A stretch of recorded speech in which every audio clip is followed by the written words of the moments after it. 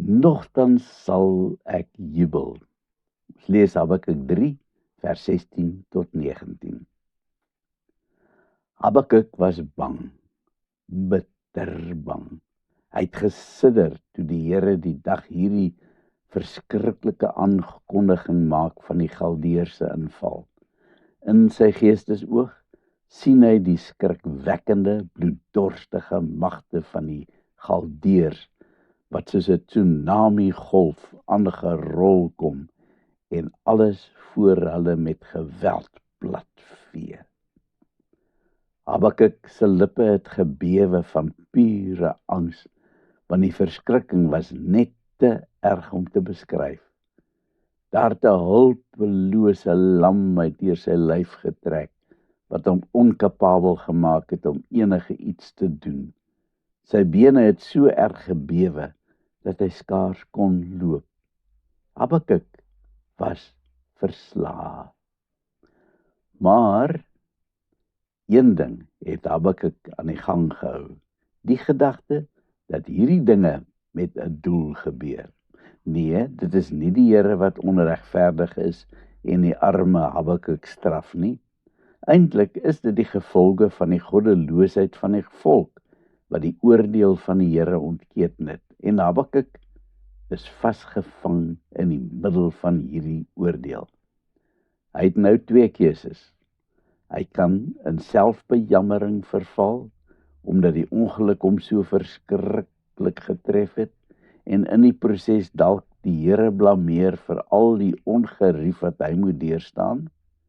Of hy kan aanvaar dat dit nie die Here se skuld is dat die ongeluk hom tref nie, maar bloot die gevolge van sy volk se afvalligheid en dat die Here hierdie oordeel met 'n doel stuur. Wat sou Habakuk doen? Toe Matthys Roots destyds verlam is in die motorfietsongeluk, het die meeste mense sekerlik gedink dat dit die einde van sy paadjie is. Hy kan tog sekerlik nie meer optree as hy in 'n rolstoel sit nie. Etlike maande later word daar 'n konsert gehou om hom te help om sy mediese kostes te dek. En wie tree op in die konsert?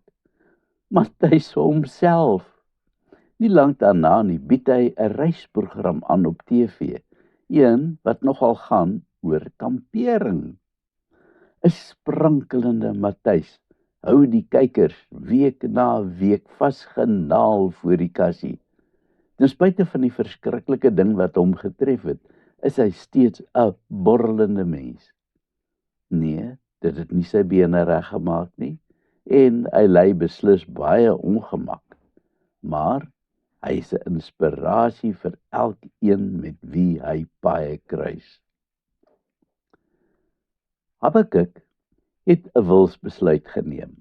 Hy sou nie gaan lê en homself versuip in selfbejammering nie. Nee, hy sou sy beste gesig opsit en die Here loof, al sou die ergste rampe hom tref. Die vyebome nie meer hulle sappige vrugte dra nie, en die wingerde nie 'n enkele korreltjie oplewer nie. Steeds sou hy borrelend die Here loof. Al sou die ganse olyfoes, die lewensaar vir baie mense, misluk, en al sou die koringoes nie 'n enkele koringkorreltjie oplewer nie, sou hy steeds vol vertroue bly. Al sou hy nie meer 'n enkele skaapie in die kamp oor hê nie, en sy beeskraal dol leeg staan. Nogtans sal hy bly jubel, nog meer, hy sal juig in God sy redder. Wat Habakuk hier besluit, is baie makliker gesê as gedaan, maar glo my, dit is baie beslis nie onmoontlik nie. Toe die ongeluk my 'n paar jaar gelede tref, was my eerste reaksie een van bittere selfbejammering. Ek het immers alles verloor, selfs my huis, saam daarmee het wanhoop my hand styf vasgehou en my probeer laat verstaan dat alles verlore is.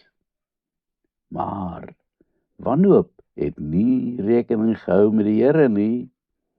Die besluit was myne, of ek sou bly lê en of ek sou opstaan. Alleen was opstaan 'n onmoontlikheid. Maar toe ek die besluit neem, was die Here daar om my hand te gryp en my op te trek. Toe ek my vertroue in hom stel, het hy my die krag gegee om meer as 'n oorwinnaar te wees. Moenie my verkeerd verstaan nie. Dit was beslis nie maklik nie. Toe Petrus op die water wou loop, het Jesus hom die krag gegee en hy kon die onmoontlike regkry. Maar toe hy sy oë van Jesus af wegdraai en die woedende golwe sien, het hy gesink. Dit is die groot geheim. Jy moet elke oomblik jou oë op hom gefestig hou. Elke keer as ek na die berg van probleme gekyk het en begin wonder het hoe ek ooit daaroor sou kom, het ek in depressie verval. Solank ek egter my oog op hom gefestig gehou het en hom vertrou het, kon ek jubel. Die bonus is dat ek elke dag wonderwerke rondom my sien gebeur het en dit steeds sien gebeur. Boonop dat die wonderlike liefde van my medegelowiges my steeds omvou. Dit help beslis om te kan jubel in die Here, ten spyte van al jou probleme. Habakuk sê dit so mooi, waarom hy so jubelend kan wees, ten spyte van die nagmerrie wat hy beleef. Die Here my God gee vir my krag. Hy maak my voete soos die van 'n ribbok. Op hoë plekke laat hy my veilig loop. Aan die einde van hierdie kort boekie is daar 2 dinge wat soos 'n paal bo water uitstaan. Dinge wat ek en jy as gelowiges moet onthou. Al is die lewe nie net maanskyn en rose nie, en al is daar dikwels probleme wat menslik onoorbrugbaar lyk, moet ons onthou dat God in beheer is, dat hy ons op sy hulp kan vertrou.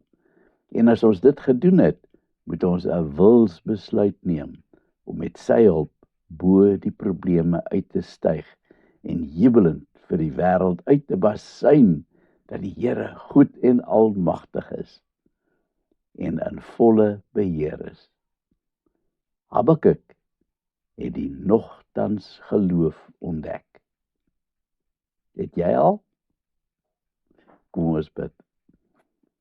Here, dankie vir die wonderlike krag en vertroosting wat ek kon put uit Habakuk se boek. Amen. Dankie dat jy saam met my deur hierdie stukkie gewerk het. Die boekie is nou beskikbaar as 'n reeks. Jy kan daai boekie aflaai by die skakel wat in die geskrewe gedeelte van hierdie dagstukkie is. Mooi loop.